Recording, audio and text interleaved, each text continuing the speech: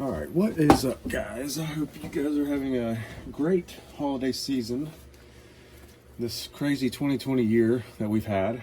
So yeah, I just kind of wanted to start doing possibly some tabletop reviews of some of the stuff and built. 2020 has been a crazy year, and I personally have not gotten to be able to get out and shoot as much as I usually do due to the current ammo craziness that's going on. I'm sure you guys know all about it. So yeah, I've got some of my buddies told me I should start making some videos. Maybe people would have interest, maybe they wouldn't. So first off, I wanted to make a video on my favorite gun that I have. One that has a special place in my heart because it's just been my favorite rifle as far back as I can remember, whenever I got into guns. So, and before I had one it was, and after I got one built, it still is. And I can't really say that about many of my rifles. But this one right here, I can honestly say it is a keeper, and I love this rifle. So I'm just going to get into like a brief history of it and show you some of the cool parts I've got. The suppressor, the rifle, get into a list of some of the parts that are on it and a brief history. There's all kinds of information out there on this weapon. You can just do a quick Google search and even a YouTube search. People like Small Arms Solutions and Downing Industries, I watch a lot of their videos. They've got great videos on this particular rifle, the MK12 Mod 1 specifically. I would highly recommend you guys check them out because I love watching their channels. I'm always on Small Arms Solutions live streams asking questions and stuff because he's just such a knowledgeable guy. So yeah, with that being said, I'll just start from the front and we'll work our way to the back. So first off, I have the Ops Inc. brake and collar. I have the long collar. That is how you mount the suppressor, which I will mount for you guys now. Actually, I'll tell you a little bit about it first. This is the Allen Engineering AEM5 suppressor, knurled, which is clone correct. The military used the knurled versions, which is this little pattern right here. They're made by Ron Allen out in Sparks, Nevada. He's an absolutely amazing guy. And they used to be called the Ops Inc. 12th model suppressors before Ron Allen, Ops Inc. went out of business and Ron Allen bought them out. So yeah, we'll throw this on there. And I can honestly say this is one of my favorite suppressors ever. It's very quiet at the ear. And I personally like the mounting system. I know it's old school. This is an old school suppressor. But the way it locks up on the brake and lines up with this collar, as long as you have it on there tight, there's no way that that's going to wobble. And you pretty much have no possibility of a baffle strike as long as that is extremely tight up against that collar. So I like that. So yeah, next I have the Badger gas block, MK12 gas block with a Colt gas tube. Now you can pretty much use any gas tube you want to go with. I think I got this one on Brownells for 35 bucks.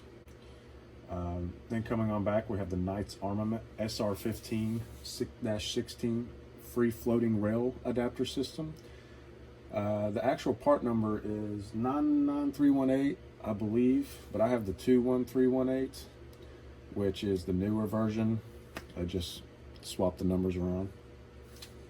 And from there, I have the Harris bipod with the Knights Armament vertical foregrip.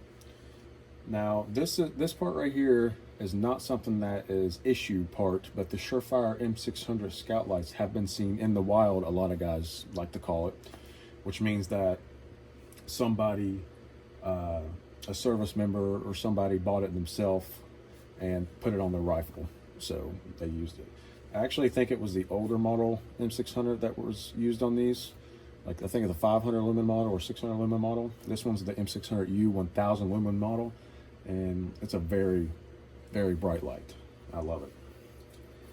So now I have both of the Knights Armament front and rear sights. I have the 600 meter rear sight with the 99051 front sight. And these are magnificent sights. I don't know if you guys are familiar with the Knights Armament backup sights, but I love these. Even on my non-clone guns, I love running these. And they are a little bit expensive, but you get what you pay for.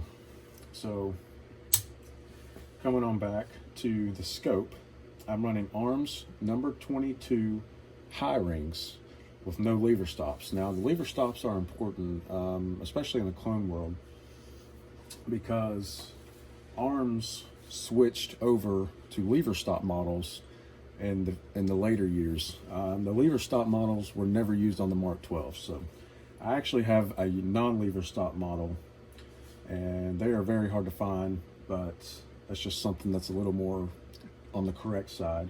I see a lot of guys running regular Mark 4s, which I'll get into in a second, and the regular arms number 22 highs with the lever stops. And they're still the same thing. I mean, regardless if it's 100% correct or whatever. So moving on to the optic, I have a Leupold Mark IV TS30A2. I have the box right here. I can show you. It is a 2.5 to 8 by 36, part number 112633. And this scope is a Mark 12 specific scope, but the older one, the TS30A2, the older model. This one right here is the newer model with the alignment lines on the side and top. This scope is seen on a lot of the United States Marine Corps M27 IAR rifles. So these were actually never used on the Mark 12s, the newer ones, but they're definitely acceptable. And in my opinion, it would still be better than running just your typical Leupold Mark IV. But I see guys running all those, and it's no issue. So I actually ended up getting a really good deal on this, or I would have probably ended up going with a regular Mark IV without the alignment marks on it. So yeah, and it does have the Mark 12 Mod 1 77 grain turret cap, and I've got it set to 0, so I can go up with it and then come back to here, and I'm back at 0 at 100 yards, and it stops. It's got a 0 stop system in it. So moving on back, well, actually I have a Colt bolt carrier group, C-Mark bolt carrier group with a PRI gas from this suppressor is going off to my right side, which is very nice. It's not coming back in my face. You still get a little bit. Almost every suppressed gun is going to have it. Even your piston drivens are going to be gassy sometimes. So, but it really helps in mitigating that gas and throwing it out to the right, away from me. So a lot of times on the upper, I'm running a Colt cage-coated upper. Normally they would be C-marked uppers. Good luck finding a C-marked upper. They're very hard to find, and my local shop had this nice lower and the cage-coated Colt upper, so that's kind of what prompted me to go with both of those. So I actually have a cage-coated upper. It's not C-marked, and yeah, a lot of times they would have a teardrop forward assist, the older style forward assist. This one has the newer style.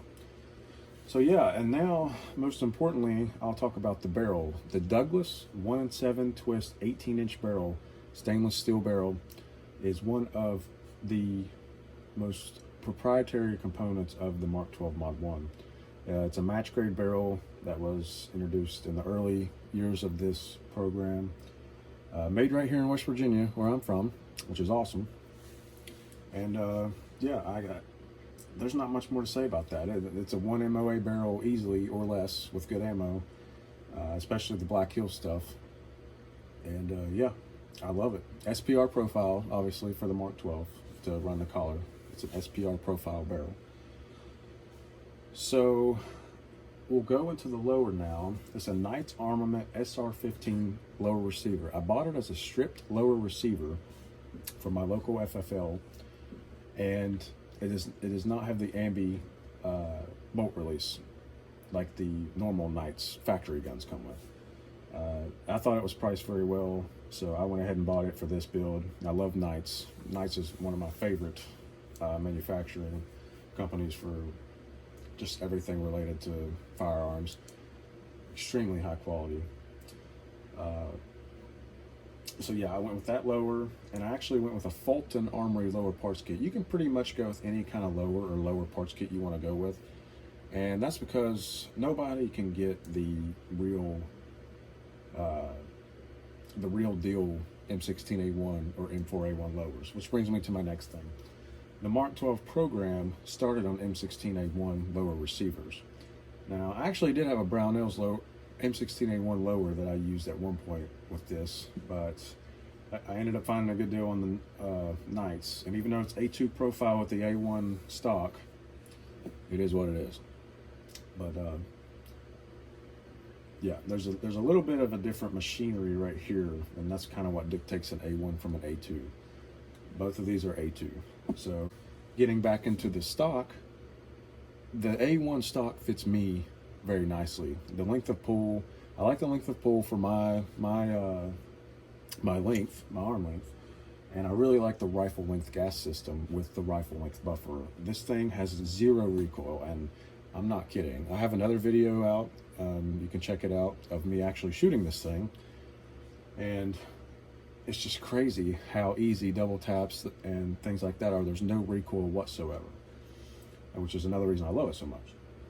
So yeah, this is a Fulton Armory A1 fixed stock, and it's actually got the A2 trapdoor on it. So it's kind of a hybrid between the A1 and the A2 with the A1 length. So the lower is acceptable, but it's not really 100%. But like I said, in the clone world, there's really nobody can get the real deals, and unless you want to pay 20 grand for a full auto lower, you're still not going to have the right markings. The Palmetto State markings are extremely close for the money. I think I paid $49 for this lower stripped, and then I added all the other stuff and built it.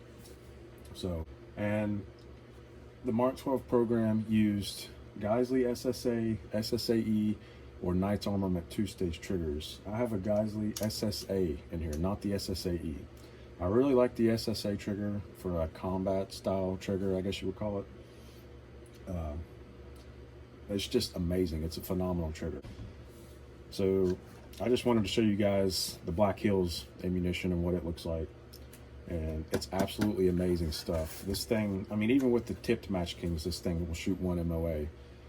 And yeah, I have some IMI Razor Core, I believe it's called. That is, I think it's actually a clone of the OTM, and I have used it with this, and it's phenomenal results. It's very, very close to the Black Hills. But so yeah, if you guys have any questions, feel free to leave a comment, and if you like these videos, feel free to like and subscribe, and let me know. And if there's anything that you want to see in particular, I've got PSA lowers. I can do a video on just the AEM5. I could try to get a decibel meter and figure out what kind of decibel readings it's putting out compared to other suppressors.